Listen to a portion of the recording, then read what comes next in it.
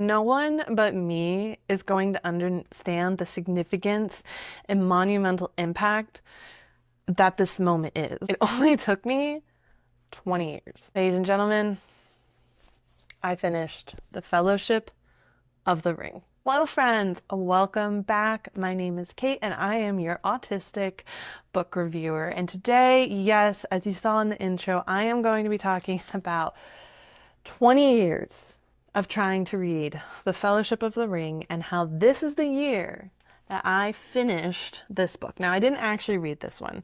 I won't ever again attempt to read this copy because I will tell you a story in a minute about this copy, besides the fact that it weighs 10,000 pounds. Now, I read my partner's beat up version. It has scotch tape on the edge here to hold the cover on. It is beat up, it is old, it feels amazing in my hands, it is a comfort to read, and it is an edition I cannot find on Goodreads or Storygraph, so I just took a hot guess. So I don't know if this edition is special or not, and it is beat up for no apparent reason. But yes, this is my movie cover rendition book, and so this is what I'm actually reading. But we're going to show this beauty of a book because this book deserves so much attention. Not only is it gorgeous, we have a much better map on the inside, as well as there are pictures in here. I am very upset that I did try to attempt to read this version because I beat it up a little bit. Here's one of the art prints, if you can see it past the glare. The other two towers in Return of the King look fine. Here is Rivendell. Yeah, I said that right. So I appreciate the detail. It's really pretty in my book of it all.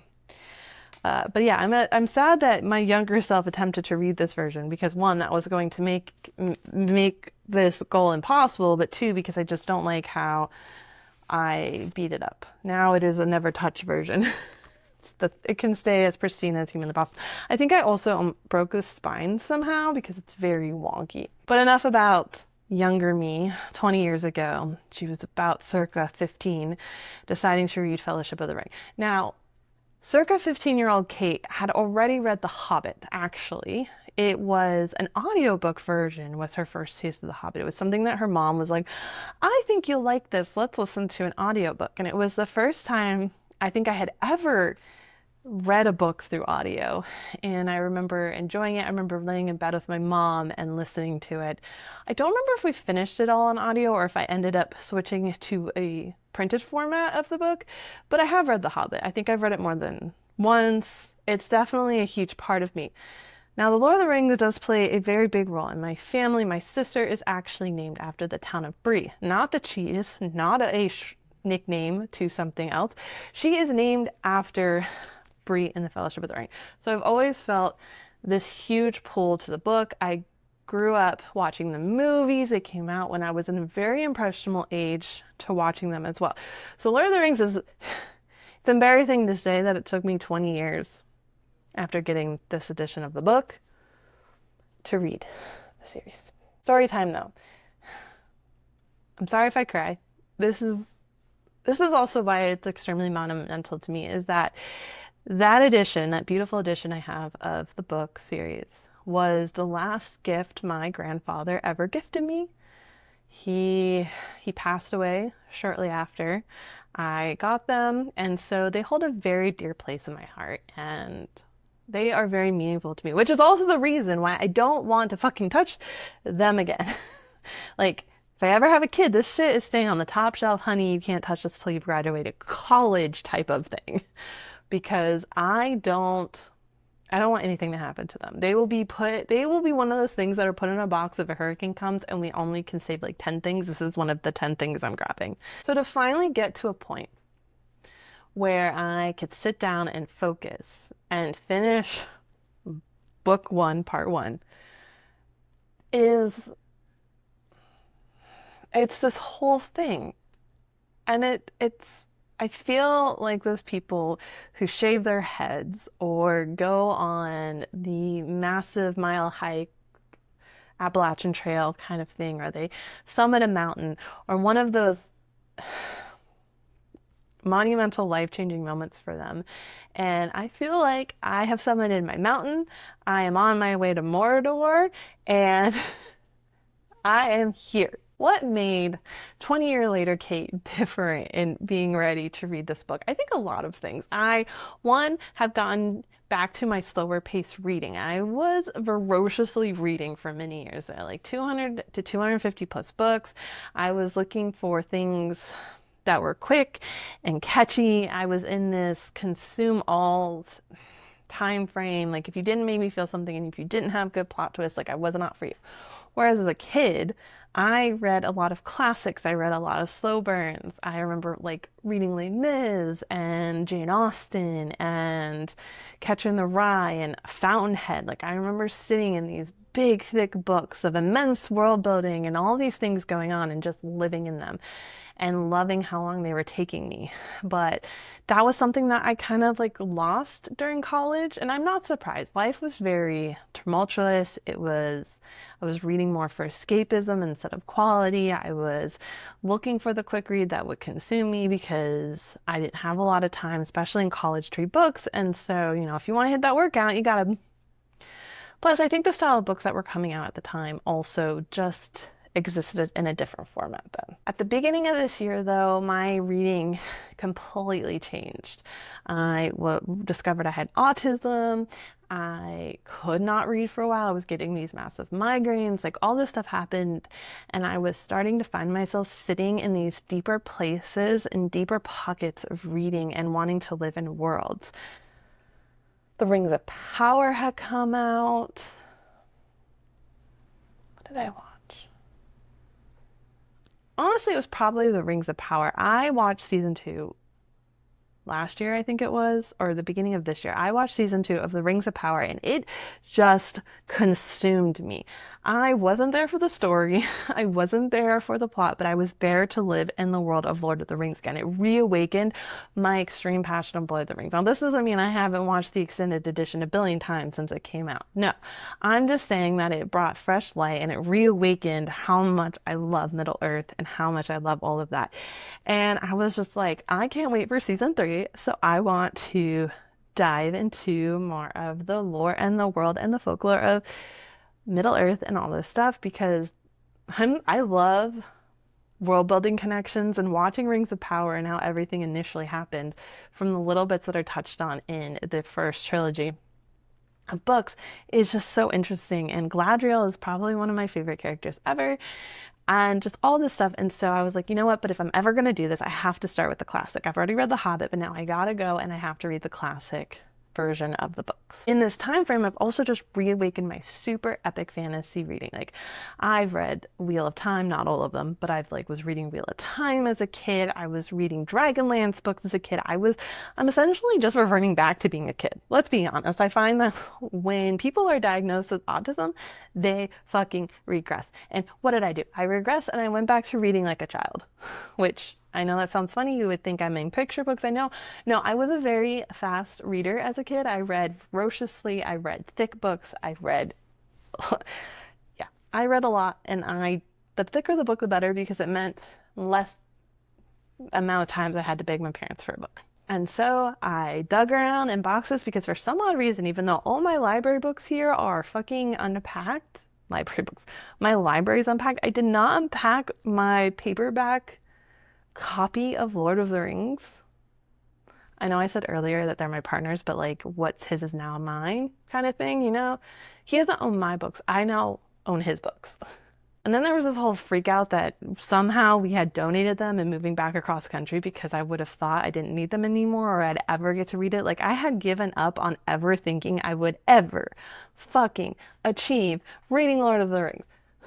But I did. Now, if you're here for less of story time and more of the review of the book, okay, what do I think of the grandfather of epic fantasy, Mr. Tolkien, and his writing of one of the greatest epic fantasies of all time, or what people do say is one of the greatest fantasy epics of all time. One thing I'll first say about this book is I do not think that it has aged. It is perfectly fitting for today's fantasy readers as much as it was fitting for the people who, when it was originally published. This has not aged.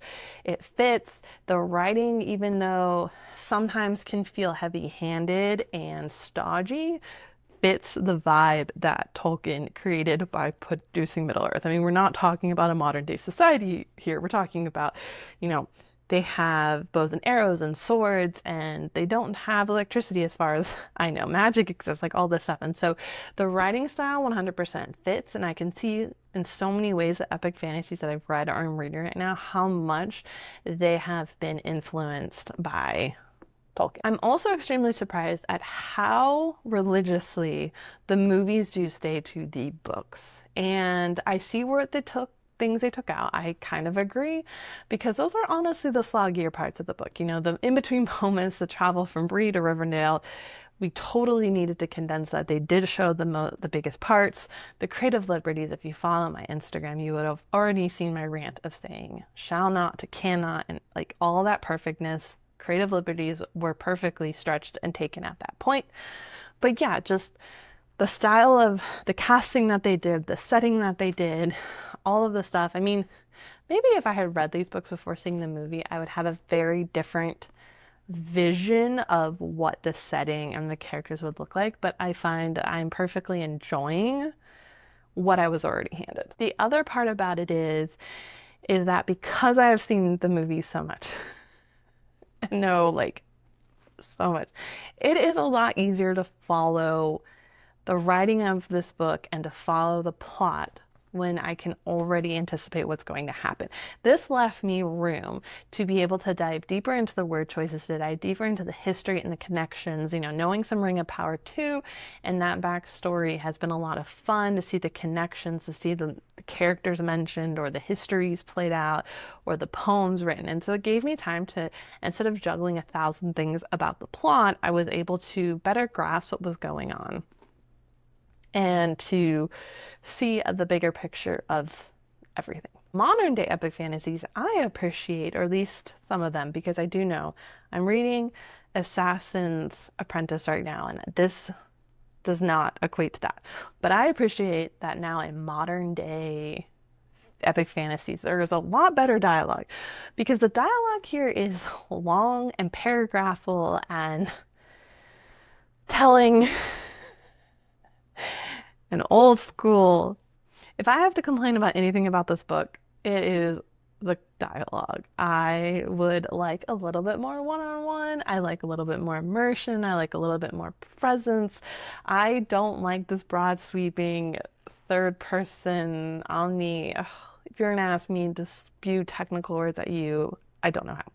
But essentially, you're the fly on the wall watching everything happen, and that is the view being shown to you, instead of, say, riding on the shoulder of a character or being first person, which we all know is very personal and connecting.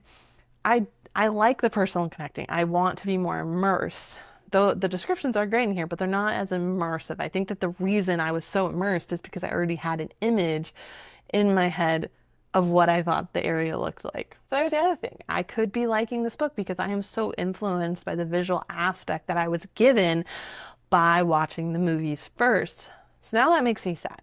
Now I wish, upon further thinking, that maybe it would have been a good idea to read the books before I saw the movie. So if you're me and you haven't, you don't know what the fuck I'm talking about right now because you've lived under the rock, or you're really young and you don't know what the Lord of the Rings is, maybe read the books first. I can say that when I first started reading this book, I did not have the memory of the movies like I do now. So I'm saying that is more evidence as to why I might actually... Okay, I'm back. So that having such a vast memory of the movies might be the reason why I liked the book now. And it's going to make it a little harder when I get to Return of the King, because I can tell you right now, I have not watched Return of the King as much as I have watched Fellowship of the Ring. So we shall see if this is the case. What else can I say about this book that probably 1,000 people in 100 years haven't said before me? I think more coming across that this is my personal journey of reading the book is more enticing, hopefully.